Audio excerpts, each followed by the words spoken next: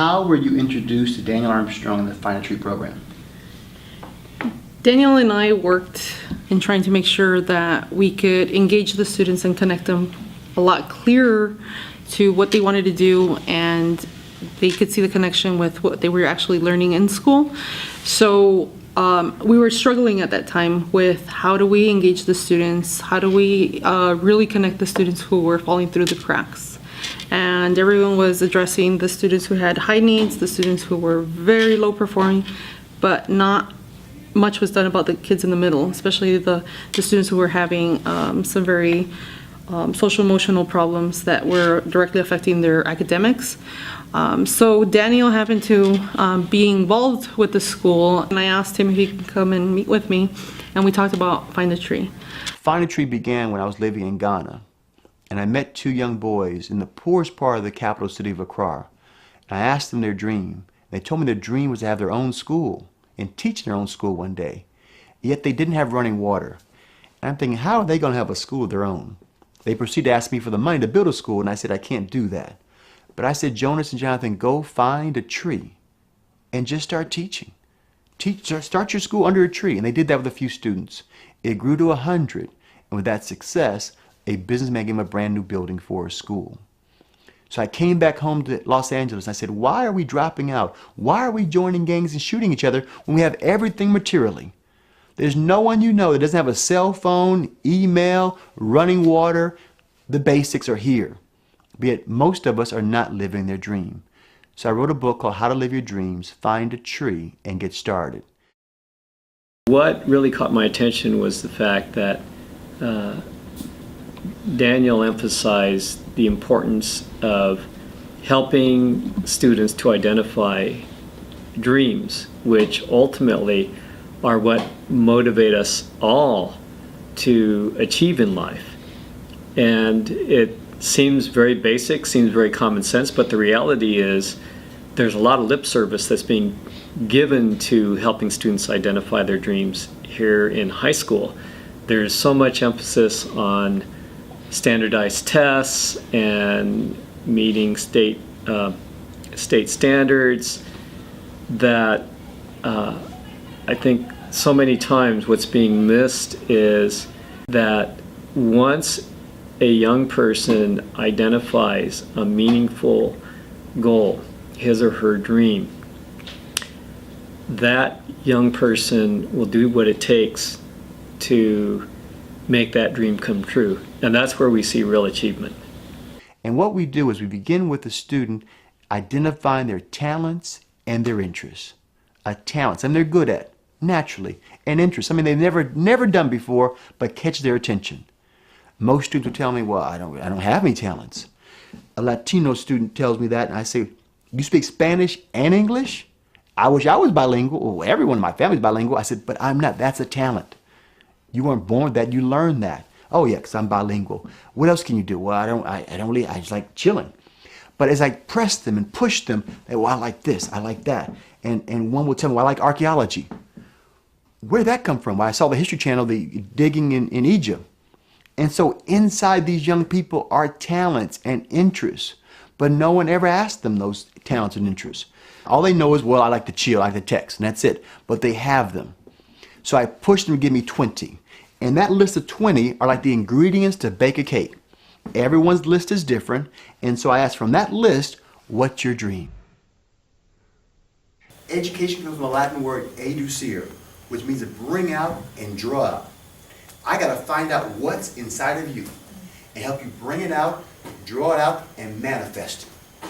And as you go step by step through the manifestation process, you begin believing. I did this with failing students, and they wouldn't share their list of talents and interests with each other. I had to turn the lights off and have them put their heads down before they would share their list. They were so shut down. The local fifth grade school, First Street Elementary School, I told them about the high school students. The fifth graders were happy about their talents and interests. They shared them proudly and their dreams. And I said, fifth graders, do you know the high schoolers won't share their talents and interests with each other, and they're scared to share their dreams? They said, really? They said, mister, have they given up on their dreams? And they wrote a letter challenging the high school students to live their dreams. Yeah. Thank you, Brian. Become an A-plus pilot, okay? Thank you very much. All right. Who's next?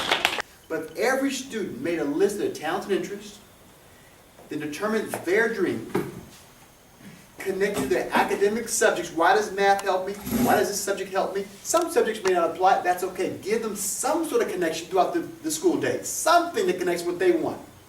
And then, from where you sit as a 10th grader, what's the roadmap to passing this class, passing this grade, graduating?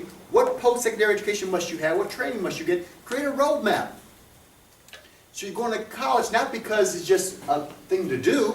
It's because I want to study geology, I love rocks, or whatever you like, and connect it to learning something in college. There's a reason for going.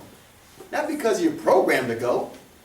Your students have dreams, but they've never been encouraged to go after it and do things now.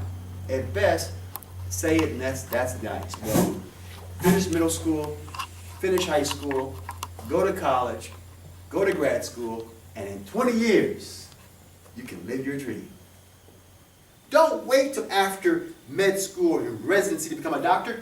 Teach them now. Then they have to take action. So let's say, for example, they want to be a teacher. Let's start teaching somebody in your neighborhood. You want to become a doctor. And I do this at high schools all the time. You want to become a doctor. Well, what does the liver do? I don't know. What do the kidneys do? I don't know. Well, find out now. And when next time I see them, have they read about the heart and liver and kidneys? No. I said, well, who is going to benefit from your research? Me or you? They realized, oh, that was going to help me. So a project that embodies their dream now. I want to be an actor, so when I finish school, no. Now, the film you saw from the juvenile jail, young man told me he wanted to be a filmmaker. He said, when I get released, I'm going to. I said, no, make a film now. The now engages them. Everything else is instantaneous. Why not the dream? We can't say after college, 20 years. It doesn't work. It's now. Knowledge now. Project now. So now you have them engage a reason to learn, a desire to learn, action now, and watch things begin unfolding as they make connections with each other.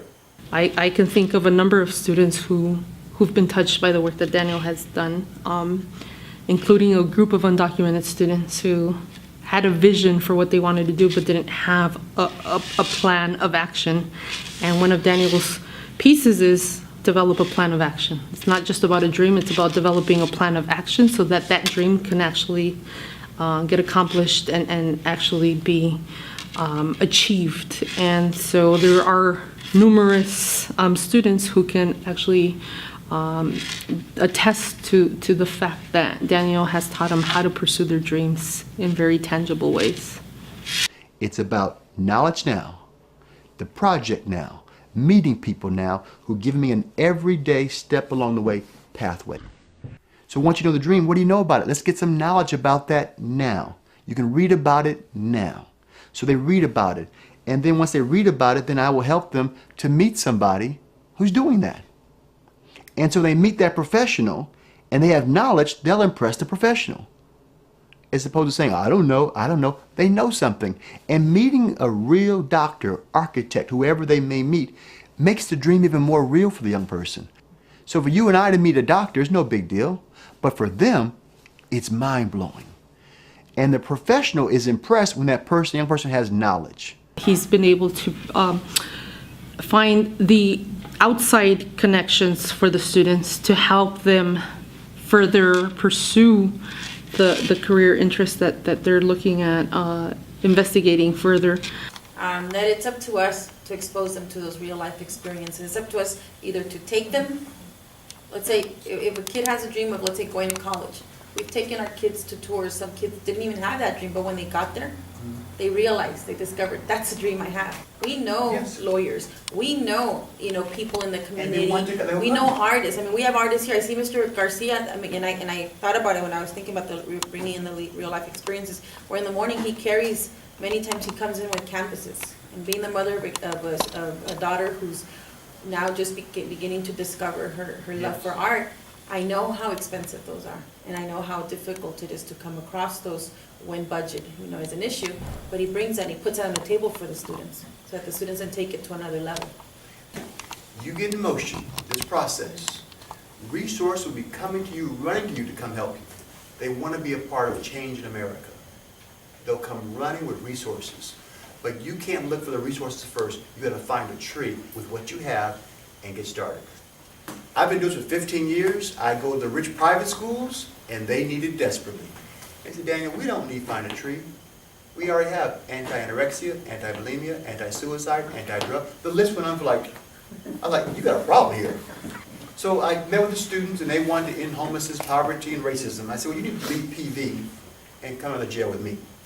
They came to the jail, and they had started, you saw the group hugs, they started a school there, they had all kinds of things going on in the jail. And the moderator asked the question, what are you doing in your own community to build a better world? The guys who would put down the jail, the gang stuff, we started with this, we did with this, we did. The students were stumped. One raised their hand, one student said, you know, you guys here are better than us. We have everything in Palos Verdes, we're doing nothing with it. They went back to PV stunned. They went to help the juvenile offenders, and they were getting help themselves. Find a Tree is the most cost-effective program. If it is implemented properly, would be the best dropout prevention program and the best program that I know of that could really help encourage students to achieve as much as they possibly can and to help them go far, not just in their high school years, but in the years thereafter. If you want something that's going to really change the way kids learn and how they're engaged and how teachers work to engage students in the classroom, then Find a Tree really is a very innovative way of connecting students' content knowledge to their interests. And oftentimes the teachers focus on the content and not necessarily on the application piece. And I think that with Find a Tree, Daniel has done an incredible job of connecting the two. And I would encourage other schools to consider looking into Find a Tree.